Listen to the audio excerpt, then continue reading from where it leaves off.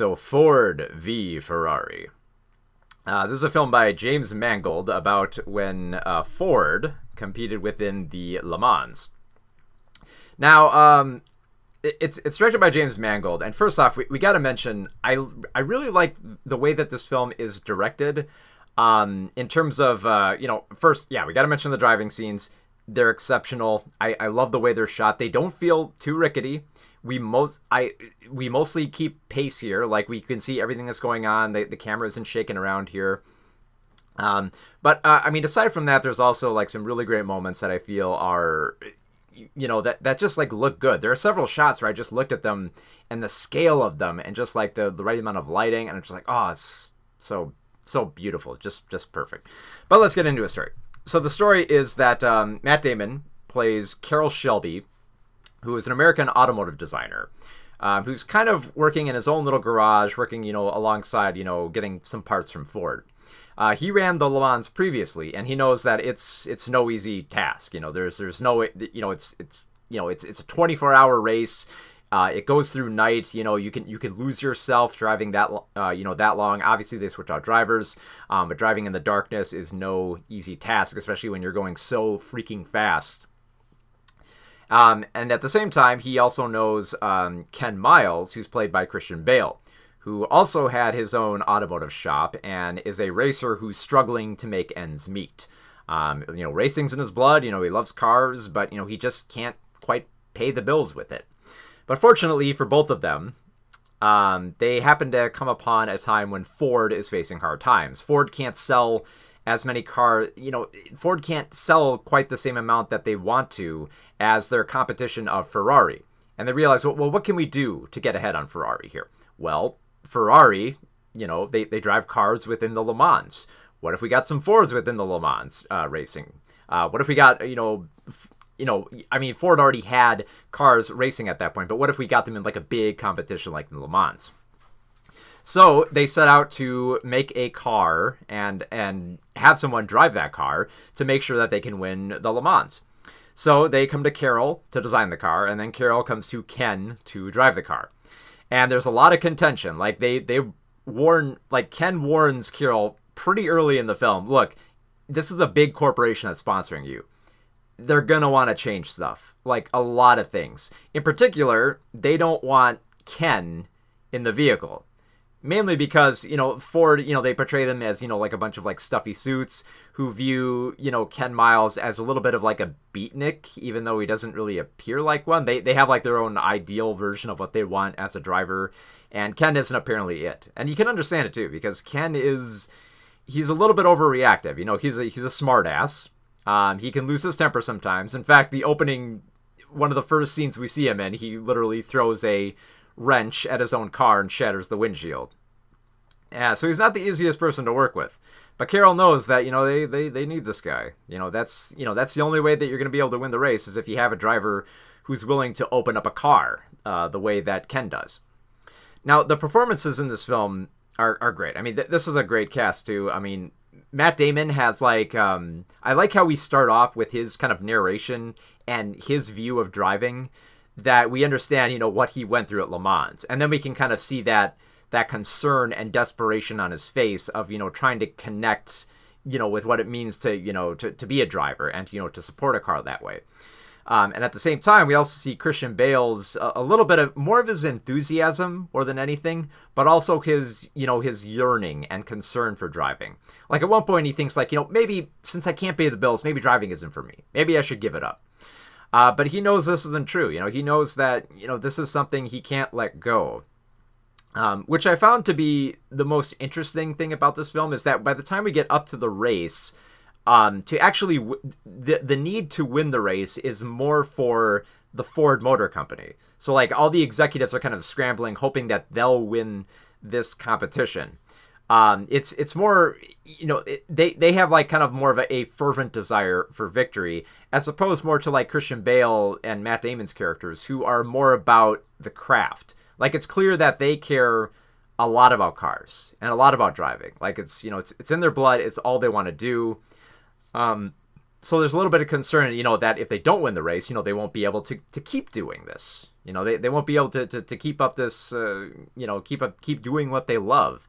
So it's less of a drive, there's no like huge competition. I mean, there's a little bit of a small rivalry with like the car next to them, but not a huge rivalry. It's mostly just about a yearning, to be recognized, as a great car designer, as a great racer, and that sort of, that yearning that you want to, you want to break out. Because even by the time when they get to the end of the film, the victory isn't kind of like, we hold up the trophy and we did it, we're celebrating, we did everything, we succeeded. It's more of a, that was great, but we could do better. Let's get back to work, because they clearly enjoy being, kind of like car designers and mechanics and drivers, and that's mainly what they want to do. And basically by the end of the film, they've more or less secured that spot that they want to be in. And it's interesting because there's a lot of like fast-paced moments here. There's a lot of moments where it's got a very zippy pacing, where it's almost like, especially in the first act kind of feels almost like a heist film. The way that we set up, the rivalry between Ford and Ferrari, how we set up the characters and their histories and their bickering. So it's kept fairly light in that area. And then we get to the second act, and we kind of have some slower moments, and these slower moments are great. Usually, I think these would slow down a film. But because they're mired more in focusing on the car and the smaller aspects of what it means to race and what it means, for your character, I really like these smaller scenes. There's a great sequence where Ken feels like he's been betrayed by Ford, and he spends kind of all night in the garage, just kind of like casually listening to the radio of a race going on while he's working on a car, and then kind of like casually, mentioning like, oh, they should have done this, like, oh, you should have done that. And there's something very, very alluring I found about that sequence that I actually really love.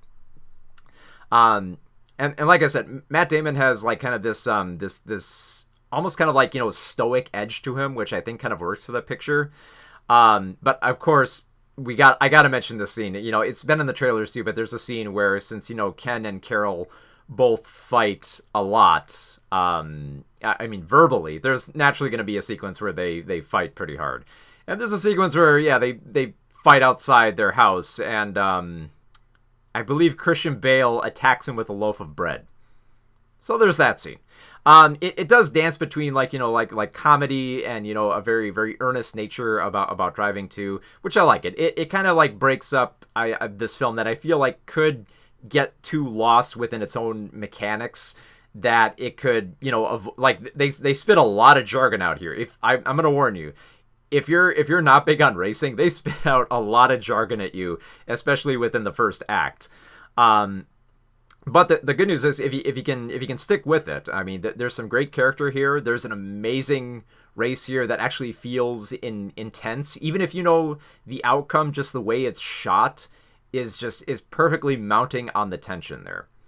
The ultimate message of the film, I think, gets a little bit muddled towards the end there, when you consider how much Ford is trying to meddle in this, within like the affairs of like, Carol and Ken.